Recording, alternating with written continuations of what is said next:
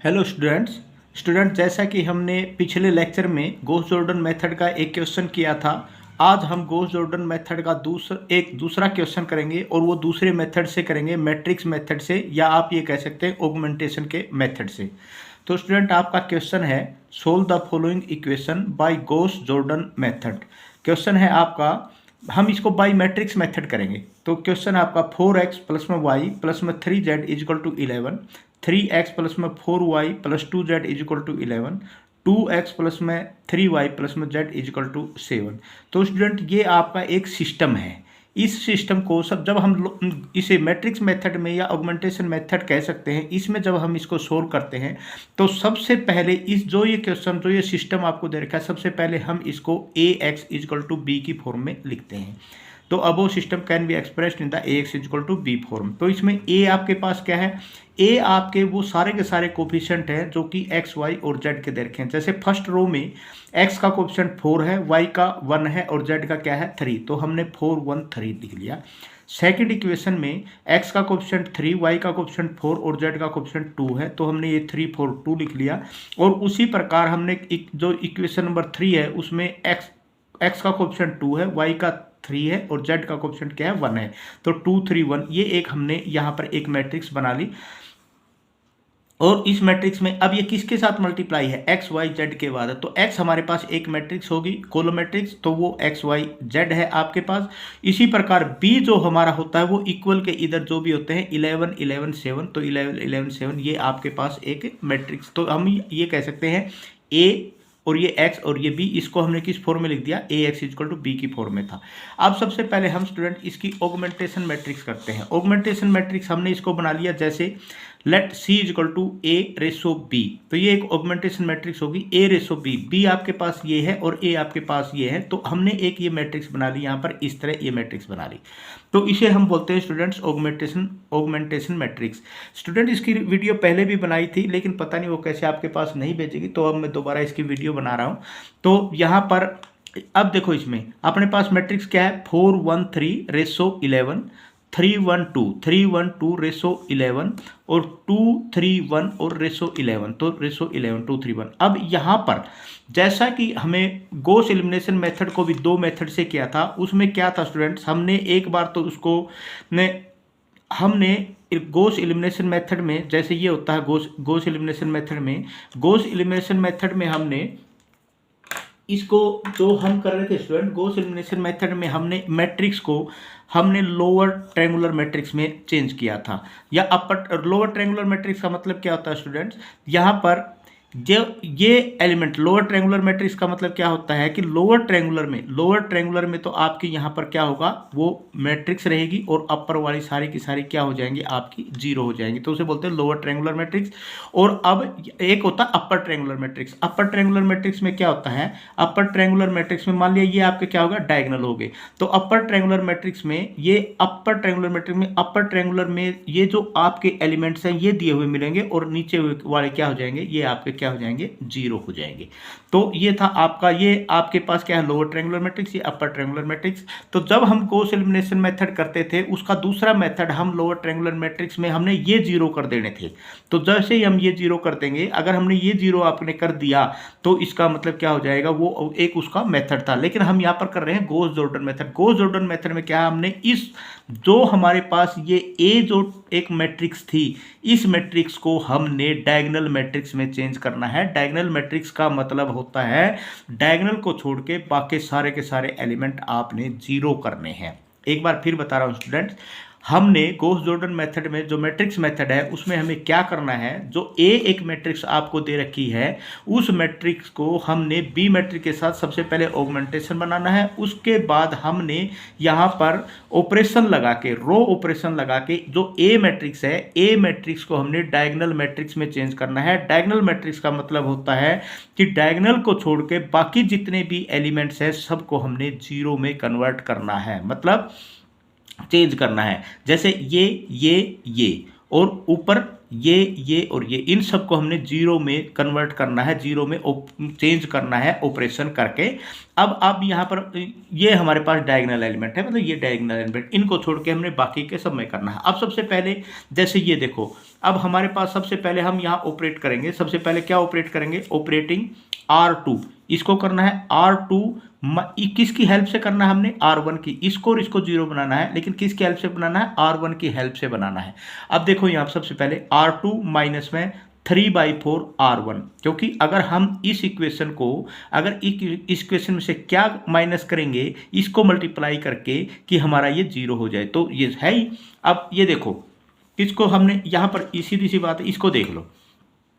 तो इसको हमने R1 ये ऑपरेट करना है 3/4 R1 इसको, और इसको क्या करना है? इसकी सहायता, इसको 2 से डिवाइड कर देंगे और इसमें से माइनस कर देंगे। तो इसका मतलब R3 को क्या करना है? R3 minus 1/2 R1। अब सबसे पहले ये ऑपरेशन देखो, R2 जैसे R2 है आपके पास, R2 क्या दे रखा है स्टूडेंट? मैं यहाँ पर आपके पास आपको बताता हूँ। यहाँ पर देखो R2 आपके पास क्या दे रखा है? R2 देखो, इसमें ये जो चीज़ है ना, क्योंकि हम R1 में कोई चेंज नहीं करें, तो R1 तो हमने ऐसे कैसे लिख ली? 4 1 3 11, 4 1 3 11। अब R2 की हम बात करते हैं। R2 में जैसे आपने लिख दिया यहाँ पर, R2 में क्या है? 3 है, 4 है, 2 है, 11 है। हम क्या ऑपरेशन लगा रहे हैं? माइनस में 3/4, माइनस में 3/4, माइनस में 3/4 और माइनस में 3/4, हम ये ऑपरेशन लगा रहे हैं। और R1 क्या है यहाँ पर? 4 इंटू में 1 इंटू में 3 और इंटू में 11। अब यहाँ पर देखो स्टूडेंट, 4 से 4 कैंसिल, 3 में 3 का 0। यहाँ पर क्या होगा? 3/4, 4 4 जा 16, 16 माइनस में 3, तो यहाँ पर क्या आ जाएगा? 13/4। और यहाँ पर 3 3 जा 9, 4 2 जा 8, माइनस में 1/4। और यहाँ पर क्या हो जाएगा? 11 3 जा 33 और यहाँ 44, 44 माइनस में, तो ये हो जाएगा 11/4। तो जो आपकी सेकंड लाइन बन गई वो क्या बन गई? 0, 13/4, -1/4 एंड 11/4। इसी प्रकार स्टूडेंट अब हम करते हैं ये ऑपरेशन R3।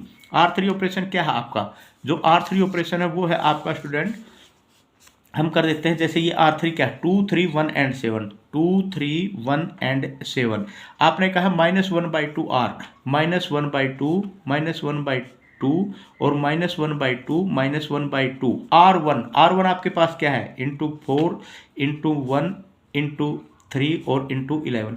आप डायरेक्ट भी कर सकते हैं, लेकिन ये आपको अगर मान ले किसी प्रकार की कोई प्रॉब्लम है तो आप ऐसे भी कर सकते हैं।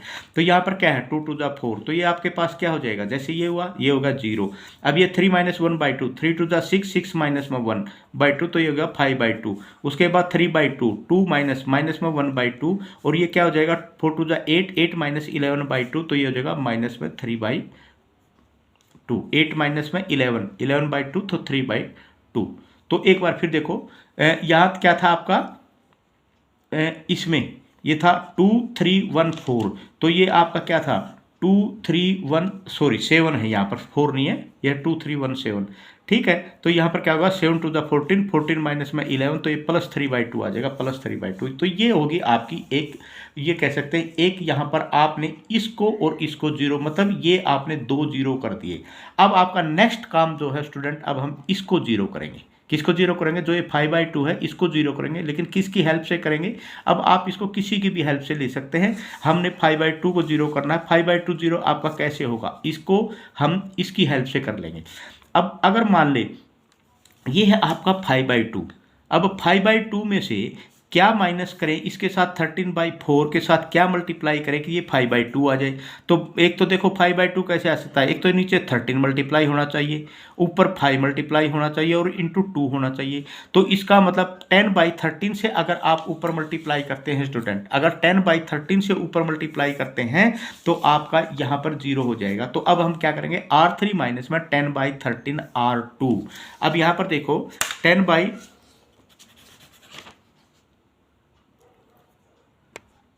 अब इसमें स्टूडेंट आप क्या करेंगे? R3 माइनस 10/13 R2 इसको करेंगे। इसका मतलब क्या है कि सबसे पहले R3 आपकी कौन सी है? 0, 5/2 और माइनस में 1/2 और 3/2। इसमें से आप क्या कर रहे हैं? -10/13 मल्टीप्लाई कर रहे हैं, -10/13 माइनस में 10/13 और माइनस में 10/13। इसको साथ किसके साथ मल्टीप्लाई कर रहे हैं? R2 के साथ, मतलब 0, ये इसको जिस तरह ये है, इसको इसके साथ मल्टीप्लाई करेंगे, 0 के साथ मल्टीप्लाई करेंगे। R3 ये है ना, इसमें से इसको मल्टीप्लाई कर रहे हैं, तो इसको मल्टीप्लाई किया। उसके बाद 10/13 को किससे मल्टीप्लाई किया, 13/4, 13/4, इसको किसके साथ मल्टीप्लाई, -1/4, इसको किसके साथ मल्टीप्लाई किया, 11/4। अब देखो ये 0 है तो ये तो 0 हो ही गया, 13 से 13 गया तो यहाँ पर क्या आ गया 5 और ये बाई 2 तो ये भी 0 आ गया बिल्कुल। अब ये है -1/2 और यहाँ पर है स्टूडेंट आपका -10/52। तो अब जब आप इसको करोगे स्टूडेंट, यहाँ वैसे तो इसको कर भी सकते हैं, 2 2 जा 4, 2 5 जा 10, तो यहाँ क्या 32 2 जा 26, तो यहाँ पर क्या आ गया 13, 13 माइनस में 5। अब यहाँ पर देखो इसके अंदर आप, तो स्टूडेंट यहाँ पर देखो -1/2 प्लस में 10/13, क्योंकि ये माइनस और ये माइनस माइनस प्लस हो जाएगा, 5/13 प्लस में 1/4, तो 2 2 जा 4, 2 5 जा 10, तो यहाँ पर हो गया, ये हो जाएगा -1/2 और प्लस में 5/26, तो यहाँ पर 26 इसका एलसीएम आ जाएगा, माइनस में 13 और यहाँ पर आ जाएगा प्लस में 5, तो ये हो जाएगा -8/26, तो ये हो जाएगा 4/13। तो यहाँ पर ये आपका क्या आ गया, ये आ गया 4/13। तो उसके बाद यहाँ पर क्या आ जाएगा 3/2 -10/13 इंटू 11/4। जब इसको सोल्व करेंगे स्टूडेंट, यहाँ पर 2 2 जा 4 आ जाएगा, 2 2 जा 4, 2 5 जा 10, तो यहाँ पर आ जाएगा 33 39, 39 माइनस में 55, तो यहाँ पर जब आप इसको सोल्व करोगे तो यहाँ पर आ जाएगा -8/13, तो -8/13 यहाँ पर आ जाएगा। तो ये आ गई आपकी एक मैट्रिक्स। अब इसमें आपको ये पता है कि देखो आपने इसको सोल्व कर दिया, इसको सोल्व कर दिया, इसको सोल्व कर दिया, या आपने ये ऑपरेटर लगा दिया, ऑपरेट, इसको जब आपने ऑपरेट कर दिया तो अब आप सबसे पहला काम अब आपका क्या है, ये भी आपका 0 हो गया, ये भी 0 हो गया, ये भी 0 होगा। अब आपका काम है इसको 0 करना। अब इसको 0 करोगे, किसकी हेल्प से करोगे, इसकी हेल्प से करोगे। ये तो बहुत ही सिंपल है, जब आप इसको इसकी हेल्प से कर दो या इसकी हेल्प से कर दो, इसकी तो हेल्प से आप कर ही नहीं सकते क्योंकि यहाँ पर तो 0 0। अब इसको करना है, इसको 0 करने के लिए सिंपल सी बात है, आप ये जो इक्वेशंस आपकी दे रखी है, इस इक्वेशंस को आप 4/13 से मल्टीप्लाई करो और इसमें से माइनस कर दो। तो यहाँ पर जब आप करोगे तो यहाँ पर ऑपरेटिंग लगा देंगे R1 -4/13 R2। तो जैसे ये ऑपरेशन लगाएंगे स्टूडेंट, जैसे अब इसमें ऑपरेशन लगा रहे हैं, ये दोनों तो ऐसे कैसे लिखे जाएंगे, इनको ऐसे कैसे लिखते हैं, 0 13/4 -1/4 11/4 0 0 -4/13 एंड -8/13, सिर्फ चेंजिंग इसमें करनी है। अब इसमें देखो आप 4 है, इसको आपने किससे मल्टीप्लाई करना है, इसको आपने मल्टीप्लाई कर दिया 4/30 से, कोई फर्क पड़ा, इसमें से माइनस कर दिया, 4 का 4 आ गया। इसको आपने 4/13 से मल्टीप्लाई कर दिया, इसमें से माइनस कर दिया, 1 हो गया, 1 - 1 आपका क्या आ गया 0 आ गया। उसके बाद यहाँ 3 माइनस, अब यहाँ पर देखो, यहाँ पर 3 - 1/4, माइनस माइनस क्या होगा प्लस, तो इसको किससे मल्टीप्लाई किया 4/13 से, 4 से 4 कैंसिल हो गया, तो 13 3 जा 39, 39 प्लस में क्या हो जाएगा 40, 40/13, तो ये आ गया आपका 40/13। उसके बाद 11 है आपका 11 - 11/4 इंटू में किससे मल्टीप्लाई करना है 4/13 से, 4 से 4 कट गया, तो 11 को 3 से मल्टीप्लाई करोगे और -11 करोगे तो यहाँ पर आपके पास क्या आ जाएगा 132/30, तो ये आ गया। तो ये आपके पास फिर दोबारा एक मैट्रिक्स बन गई स्टूडेंट। अब देखो आपके पास ये भी 0 आ गया, ये भी 0 आ गया, ये भी 0 आ गया, ये भी 0 आ गया। अब आपका काम क्या बच गया, सिर्फ इसको और इसको 0 करना है, इसको और इसको 0 करना है। इसको 0 अब आप करेंगे, आप किसकी सहायता से, आप इसको इसकी सहायता से कर सकते हैं, क्योंकि यहां पर अब आपके पास क्या बच गया, देखो ये मैट्रिक्स ये मैट्रिक्स होगी। अब आपके पास सिर्फ ये बच गया, इसमें इसको 0 करना है, इसको 0 करना है। सबसे पहले अब हम इसको 0 करेंगे 40/30 को। ये आपके सामने बिल्कुल इजी है स्टूडेंट, यहाँ तो करना। अगर मान ले एक बात देखो आप, हमने अब किसको 0 करना है, इसको 0 करना है, और किसकी हेल्प से करना है, इसकी हेल्प से करना है। अगर हम इस इक्वेशंस को 10 से मल्टीप्लाई कर दें, इसको पूरी की पूरी रो को अगर 10 से मल्टीप्लाई कर दें और इसमें इसको ऐड कर दें, क्योंकि यहाँ माइनस है इसलिए हमने ऐड करना पड़ेगा, क्योंकि यहाँ माइनस है इसलिए हमने इसके साथ क्या करना पड़ेगा, ऐड करना पड़ेगा। अगर हम इसको 10 से मल्टीप्लाई कर देते हैं और इसमें ऐड कर देते हैं तो ये 0 हो जाएगा। तो हम यहाँ पर क्या ऑपरेट कर देंगे, हम यहाँ ऑपरेट कर देंगे R1 प्लस 10R3, ठीक है, ये ऑपरेट कर दिया। अब यहां पर R1 प्लस 10R3, देखो इस इसको में कोई चेंजिंग नहीं, इसमें कोई चेंजिंग नहीं, अब चेंजिंग इसमें आएगा। सबसे पहले R1 इसको 10 से मल्टीप्लाई करेंगे 4 ऐसे कैसा, इसको 10 से मल्टीप्लाई करेंगे इसमें जोड़ेगा कोई फर्क नहीं पड़ेगा ऐसे कैसा, इसको 10 से मल्टीप्लाई करेंगे इसमें जोड़ेगा 0 आ जाएगी, इसको 10 से मल्टीप्लाई करेंगे -80 132/13 एंड माइनस में 18 करेंगे तो यहाँ पर आपने ये आ गया स्टूडेंट, ये आ गया 4, तो 4 0 0 एंड 4 हो जाएगा। और बाकी ये दोनों के दोनों ऐसे लिखे। अब आपने किसको करना है, इसको करना है। अब ये सिर्फ ये बच गया, अब इसको आपने 0 करना है। इसको 0 करने के लिए क्या करेंगे, ये इक्वेशन को इस हमने थर्ड रो की ही हमने हेल्प लेनी है। अगर हम इस इक्वेशन को 13/4 से मल्टीप्लाई करें, 13/4 4 जा 16, 13/6 देखो माइनस में 1/4 है और माइनस माइनस प्लस हो जाएगा 4/13। हमने करना इसको है, इसको करना है, कोई बात नहीं। अगर हम इस इक्वेशन में जो ये इक्वेशन है, अगर इसमें ये जो आपके पास ये जो रो है, ये रो, इस रो को मेन मकसद हमारा इससे है, अगर क्योंकि ये तो दोनों 0 ही है, अगर हम माइनस इसको हम मल्टीप्लाई कर देते हैं 13/16 से, 13 से 13 कैंसिल, 4 से 4 तो -1/4 प्लस 1/4 ये भी 0 हो जाएगा। इसका मतलब इस रो को हमने मल्टीप्लाई करना है 13/16 से और R2 में हमने ऐड कर देना है। तो इसका मतलब आपके पास क्या हो जाएगा, अब यहाँ पर ये R1 नहीं R2, ठीक है, R2 माइनस में 13/16 R3, R2 ये R2 माइनस 13/16 R3। अब देखो यहाँ पर ये तो इसमें कोई चेंजिंग नहीं हमारा, ऐसे कैसे आ जाएगा, इसमें कोई चेंजिंग नहीं हमारा, ऐसे कैसे आ जाएगा, चेंजिंग सिर्फ इसमें है। अब इसमें देखो सबसे पहले अगर इसको किसी चीज़ से मल्टीप्लाई करते हैं और इसमें से माइनस करते हैं कोई फर्क नहीं पड़ा, इसको जो हम किसी चीज़ से मल्टीप्लाई करते हैं इसमें से माइनस करते हैं कोई फर्क नहीं पड़ेगा क्योंकि यहाँ 0 है। अब यहाँ पर -1/4 और -4/13 को अगर 13/16 से मल्टीप्लाई करते हैं तो क्या आ जाएगा 0, तो यहाँ पर आपका आ गया 0। इसी प्रकार यहाँ पर क्या आ जाएगा 11/4 और यहाँ पर है माइनस माइनस क्या हो जाएगा प्लस 8/13 और मल्टीप्लाई किससे कर रहे हैं भाई 13/16 से, तो ये आ गया 8 टू द ये आ गया, ठीक है। तो यहाँ पर अब आपके पास क्या आ जाएगा, ये आपके पास आ जाएगा यहाँ पर, तो यहाँ पर आना है, तो यहाँ पर जो चीज़ है तो इसमें जब आप करेंगे 11/4 प्लस में 1/2 तो 2 टू द 4 11 13/4 तो ये 13/4 आ गया। तो आपके पास अब लास्ट में जो मैट्रिक्स आई है वो मैट्रिक्स आपके पास क्या आएगी स्टूडेंट 4 0 0 ऑगमेंटेशन के बाद यहाँ पर 4 0 13/4 0 कोलन 13/4 0 0 -4/3 -8/13।